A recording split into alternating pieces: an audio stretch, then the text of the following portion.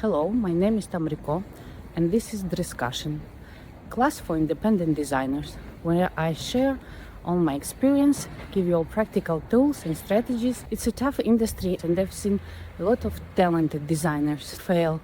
It's not because they lack creativity, but it's because they really don't know the business side of the fashion. Believe me, I've been there too. When I started my brand 9 years ago, now I understand that I didn't know what I was doing.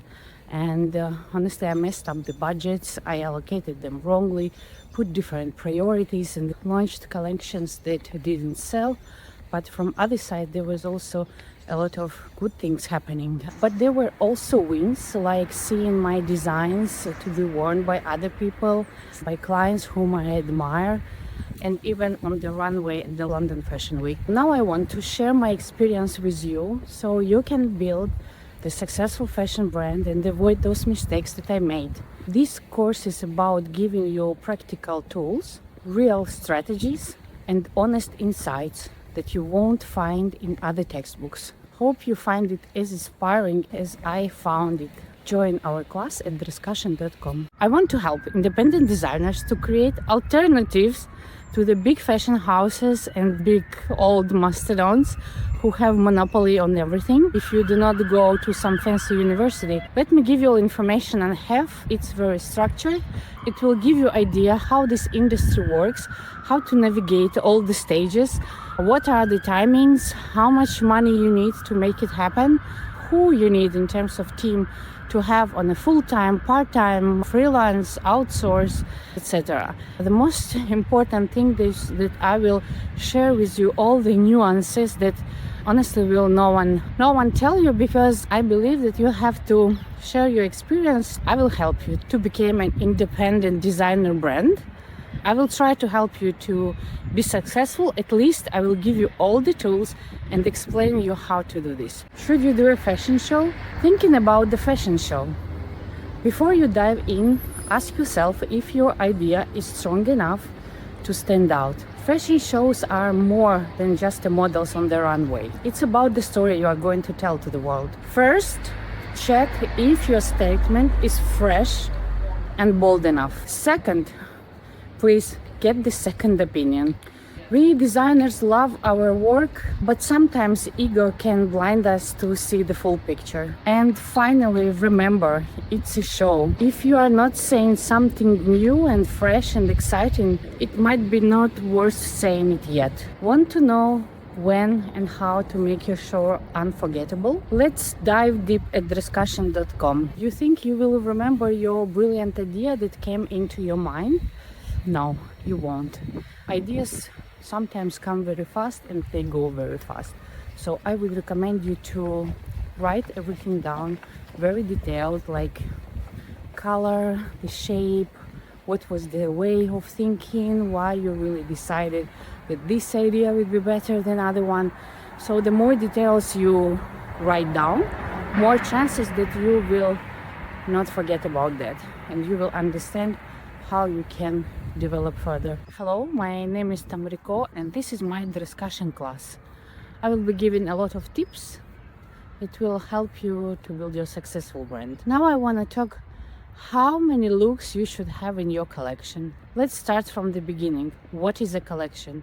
You think it's easy? Yeah, of course it's easy. Everyone knows what is a collection, but let me just put it together. Collection is number of items united under one theme or one idea, which is very important. Sounds easy, but it's not, because creative energy can take you in different ways. Creative energy is sometimes uncontrolled, because it could mess up your collection and you will end up with a selection of items that are from a different theme, different ideas, and they're all in one, and it doesn't look like a holistic campaign. And if you join my class, I will teach you how to kill idea which is not within the collection. I know it's difficult. It's difficult to kill your idea, but you have to do it. Now I wanna talk about the stages of collection creation. One of the important stage of the collection is the incubation period. So basically, This is a period where you just trying to look around, understand what you want, understand the trends, gather all ideas and everything together. When you are on the stage of incubation period, that doesn't mean that you have to sit and write and sketch and sketch. You can walk all day outside like I am now, and it still will be incubation period. I would propose that you really reconnect with the nature.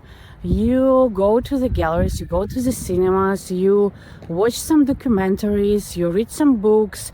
This is all that makes the foundation for your new collection and new ideas, how you create a collection. The second very important period I call creation period, when you already have kind of an ideas and understanding what you are going to do. You need to sit and do your work. Just put up some color palettes, understand the mood, create a mood board of your collection, understand approximately what kind of fabrics you will use. This is just drafting, layouting your ideas that you had in your mind. And yeah, after that you just start from something and you start sketching. You need to sketch a lot. You want to make a skirt, it is not one sketch. Believe me, you will have 7-10 ideas of the skirt, and you just then go to the bottom. You have some shirt and you make 1 shirt, 2 shirts, 3 shirts, and then you just put this all together that comes within your creative energy, and you work as a creative director and you understand what is within the idea, what was the idea, what fits, what does not fit, which item is strong, which item is weak, which item needs to be excluded from the collection, and what needs to be reworked. This is very important part of the creation. You need to remember that the balance is everything.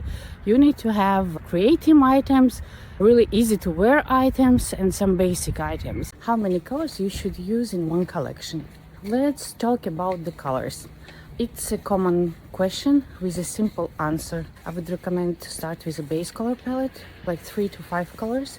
Those will form the foundation for your collection. And then add few accent colors to keep it more fresh and exciting. Just be careful not to use too much color, because your collection could look very messy. Stock or regular fabric, what to choose? Choosing between stock fabric and regular fabric could be sometimes a tricky question. Here is a quick breakdown to help you decide. Stock fabric is usually cheaper, but you cannot reorder it.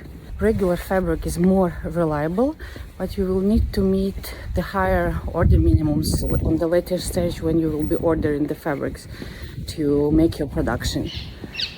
And plus the regular fabrics are usually more expensive than the stock. If you are just starting, I would recommend you probably start to use the stock fabric, but stick to the more regular basic lines like plain cottons, linens, wools, etc. Something that you can easily replace on the later stage. Focus on standing out with your designs or probably your unique prints, if print is your idea. As you gain the experience, you will know better how to balance both of it. For more insights like this, join my class at Dresscussion.com. How to buy and mix fabric. Choosing the right fabric is key to bringing your collection to life. Let me walk you through some basics to help you get started. First, make sure that your fabric matches your collection idea and the overall vibe of the collection. For more diverse and interesting collection, I would propose you use 4 or 5 types of fabric. For collection consistency and practicality, please make sure you use at least 1 type of fabric for 3 items. This not only keeps your collection cohesive, but helps you to meet the factory minimums while ordering the fabric. Want more practical tips like this? Join my class at Dresscussion.com.